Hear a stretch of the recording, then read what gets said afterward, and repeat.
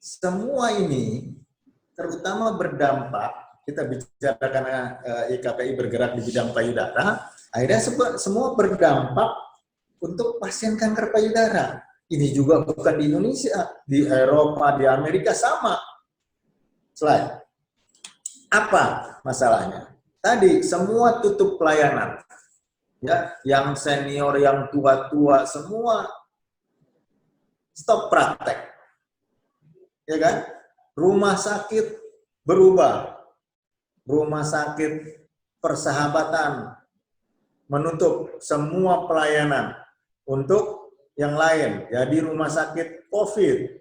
Padahal selama ini ada dokter yang melayani kanker di sana. Ada 2 dokter ahli bedah onkologi, sementara suruh istirahat dulu di rumah. Sementara poli terbatas. Rumah sakit Fatmawati sama. Rumah sakit Pelni sama. Di Darmais juga terjadi saringan hebat. Akhirnya apa? Sumber daya buat melayani pasien kanker berkurang. Ditambah lagi tadi, tidak ada policy dari pemerintah. Bahwa kanker juga penting nih. Departemen yang nanganin tadi hanya di bawah penyakit tidak menular, di bawah-bawah lagi. Gitu kan? Nggak ada yang ngurusin. Nah, Rumah Sakit Darmais suruh berjuang sendiri. Ya kan? Akhirnya ada masuk di berita antrian yang panjang. Karena apa? Tadi semua demam COVID. Pasien begitu lihat antrian panjang, tumpuk-tumpukan. Wah, di kereta tumpuk-tumpukan, tambah takut lagi. Ya, jadi apa? Screening juga terhambat. Orang yang merasa punya benjolan yang tadinya kita banyak dari YKPI, dari organisasi-organisasi profesi yang lain, ada lafting dan sebagainya, ada di daerah-daerah yang bergerak juga dalam bidang payudara, menginfokan, ayo jangan telat diagnosis, semua kalah nih sama COVID. Makin stres, gitu kan? Begitu juga terapi. Akhirnya apa? Yang mau kemo terlambat, yang mau operasi selain rumah sakitnya terbatas, apalagi banyak aturan, wah ada pneumonia, parunya ada sedikit, diduga COVID, mundur lagi. Jadi semua mengalah, semua serba COVID. Nah, kita di Darmais bahkan membahas berapa prosentasenya sih sebenarnya, gitu kan, dari yang disaring, baik itu oleh rapid test, oleh pemeriksaan suhu yang dia diduga sebagai OTG, atau diduga sebagai terduga COVID, yang beneran terkonfirmasi COVID. Ternyata, untuk bulan Mei, dari pemeriksaan yang dilakukan 1.500 yang terduga, yang diperiksakan, itu dilakukan pemeriksaan swab kemarin, sekedar informasi, itu yang positif, itu hanya dari 1.500 hanya 7. Jadi angkanya 0,06%. Bayangkan sudah menakutkan semua nih. Bikin antrian panjang dan segala macam. Jadi hambatan dalam pelayanan. Saya mungkin di rumah sakit yang lain di daerah juga sama. Slide. Nah, gimana dengan pasien? Pasien tambah stres. Ya, nggak ada ketidakpastian. Yang biasanya dia harusnya kontrol tiap 3 bulan, jatuhnya di bulan Mei, tiba-tiba COVID. Tiba-tiba ada aturan PSBB, tiba-tiba ada aturan tidak boleh pergi kemana-mana, tiba-tiba harus dikarantina. Ya, nggak ada yang mau memperjuangkan kalau pasien kanker, coba dong diusahakan diduluin. Nggak ada. Jadi pasien udah stres, jadi ditambah stres. Terus dia mau menghubungi dokternya, belum tentu juga gampang. Ya kan? telepon, saya sendiri ngalamin, misalnya ada pasien yang bertanya, kalau sempat saya baca, saya bilang jeleknya, tidak bermaksud menjelekkan loh Kuning, tapi jeleknya kalau kita menjawab WhatsApp, tidak bisa kayak menjawab email. Ada 30 yang saya belum jawabin, saya baru sampai jawaban satu, setiap selesai jawab satu, misalnya jawaban lagi. Ya, naik lagi ke satu dia, kita turun lagi ke bawah. Mana yang belum dijawab, mana yang penting segera dijawab. Jadi masalah, padahal pasien ketakutan. Padahal mungkin yang ditanyakan, oh tangan saya sakit, dok, masalah nggak? Padahal dia cuma hanya untuk menjawab, dapat jawaban, ini nggak masalah. Tapi susah. Nah, apalagi, ya ketakutan. Wah, berita COVID ini ternyata lebih cepat meninggalnya. Tambah takut dia.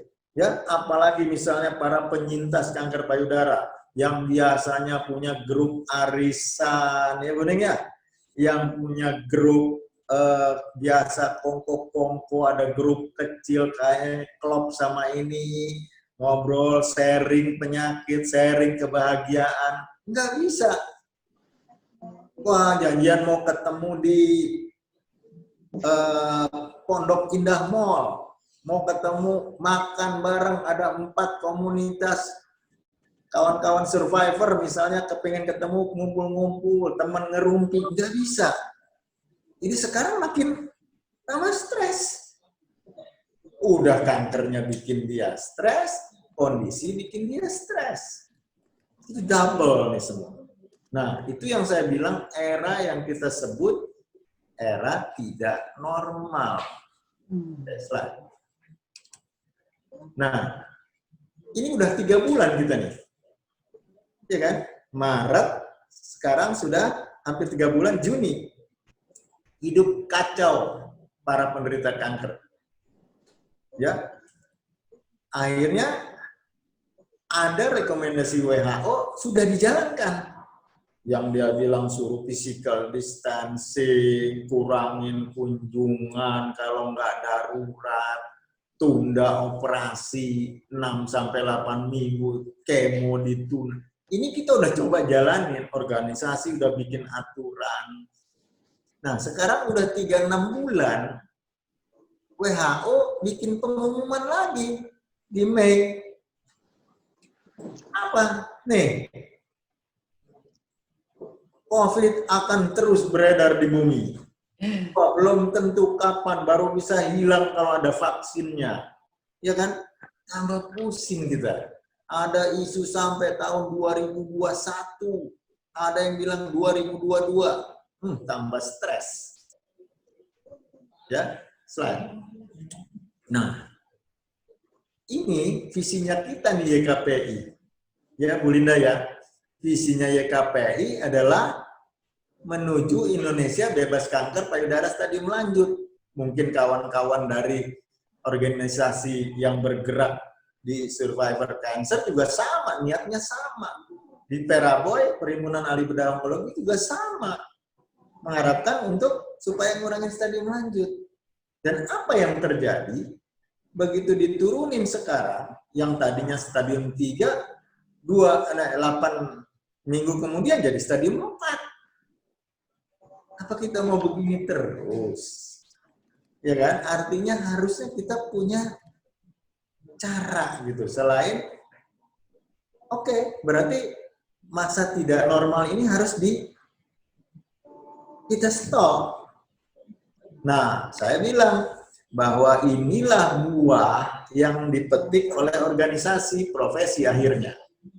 Kenapa? Kita yang suruh nunda-nunda. Padahal menunda kanker itu udah dari awal aturannya jangan ditunda. Tapi gara-gara COVID kita melanggar sunnatullah. Melanggar sunnah. Melanggar aturan baku. Jangan nunda kanker. Tapi gara-gara COVID kita yang suruh nunda. Ini kan jadi kacau ini saya bilang. Makanya saya bilang ini fase tidak normal. Ya, oke. Slide. Nah, Gimana? Nah, pemerintah cuma bilang, atau WHO juga bilang, new normal. Tapi new normal yang bagaimana? Cuma ada 3 hal. Yang pertama, pakai masker, physical distancing. Kedua, rajin cuci tangan. Pelaksanaan dikerahkan ke masing-masing. Ya kan? Nah, ini sebenarnya tantangan nih buat kita nih, beberapa organisasi survivor. Ini selama ini nggak ada nih yang memperjuangkan para penderita kanker payudara loh. Ya kan? Nggak ada sama sekali. Sehingga ini jalan tanpa arah. Pasien kanker ini juga nggak kalah penting. Yang meninggal karena kanker mungkin kalau dihitung dibandingin sama COVID, nggak kalah loh. Tapi nggak ada yang ngurus, nggak ada yang aware. Orang bicaranya sekarang tumpunya penyakit menular, COVID, kanker, penyakit tidak menular, udah tidak menular, masih di bawah-bawah sub-sub lagi. Nah, ini sebenarnya kesempatan, kekuatan para organisasi survivor. Gimana nih ayo kita menyambut? Kita punya KPKN. Nggak ada. Ya kan? Komite Penanggulangan Kanker Nasional misalnya. Ya kan? Kalau kita contoh misalnya Singapura, dia punya komite nasional sendiri untuk penanganan kanker, sehingga bisa satu policy. Di kita berharap kepada pemerintah, itu tadi permasalahan. Di organisasi, sama. Berjalan dengan sendiri-sendiri. Nah, siapa yang bisa nyatuin ini? Kawan-kawan dari para survivor yang bisa menghimbau. Itu satu. Lalu slide. Nah, ini aja 3 kuncinya sebenarnya. Gitu kan? Artinya apa? Program masing-masing para organisasi penyintas atau pasien kanker payudara sebenarnya nggak usah takut. Aturannya cuma 3 simpel ini. Physical distancing, memakai masker, rajin cuci tangan. Jadi nggak usah takut, itu yang pertama. Lalu yang kedua, masing-masing organisasi profesi sudah menyiapkan caranya. Oh, sekarang kayak misalnya di Darmais praktek sudah ada face shield atau pakai screen. Ya, jadi sudah masing-masing butuhnya adalah ketertiban individu. Nah, di Yayasan Kanker Payudara Indonesia punya kegiatan mobile mammografi, nggak jalan. Padahal kita harus mulai tetap jalan. Iya, Ibu. Dengan penyesuaian. Ya, apakah para pekerjanya pakai. Sekarang saya ada jas lab yang tidak perlu mirip seperti pakaian lengkap sehingga terlalu panas, bisa kita siapkan dengan tempat cuci tangan yang harusnya 1 kali jalan mobile mammografi untuk 50 pasien, sekarang dibatasin hanya 25 pasien. Jadi kita yang menyesuaikan. Saya kasih contoh, di Darmais, bahkan karena COVID, Darmais loh, rumah sakit pusat kanker loh, yang namanya instalasi deteksi dini ditutup, Kuning. Bu Linda, ditutup, sudah tidak berjalan selama 2 bulan. Yang harusnya itu yang tadi kita bilang, kita lah yang menyesuaikan, saudara. Oke, jadi itu tantangan. Nah, yang berikutnya adalah pelatihan survivor juga kita tertunda. Yang biasa kalau tidak salah Juli ya, kita 2 kali setahun ya, Buning ya. Juli Agustus. Ya, Juli dan Oktober, atau ya kan Juli Agustus atau Oktober biasanya kita lakukan.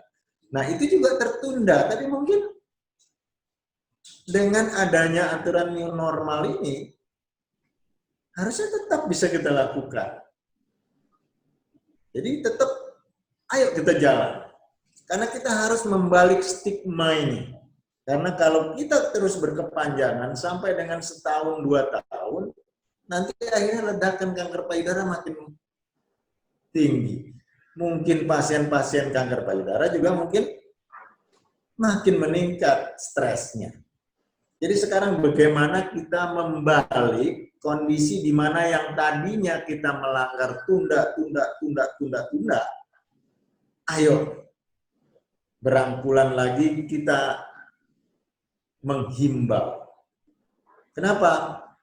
Ya itu tadi, kemarin itu ada yang datang pakai APD lengkap, bahkan dokternya pun pakai hazmat. Mari kita sekarang lupakan itu new normal yang baru. Karena sebenarnya kalau kita balikan lagi kembali ke data di Darmais sendiri, angkanya juga tidak besar yang positif dari pasien. Angkanya kita kemarin udah hitung kira-kira 0,6% yang terkonfirmasi positif. Bahwa yang sekarang penting adalah sama-sama menghindari penularan ke pasien. Pasien menghindari penularan ke sesama pasien, ke dokternya. Ayo kita tertib sama-sama, itu aja kuncinya. Bahwa life must go on. Gitu. Sama satu tantangan, ayo para survivor kita bersatu, galang, ada dong yang ngurusin kanker payudara nih. Gitu loh, satu badan lembaga di pemerintahan. Ya kan? Tidak ada yang ngurusin. Kalau kita tanya orang Depkes saat ini sebagai pucuk pimpinan ke pemerintahan, ntar dulu urusan kanker. Apa kita mau digituin terus? Kan enggak.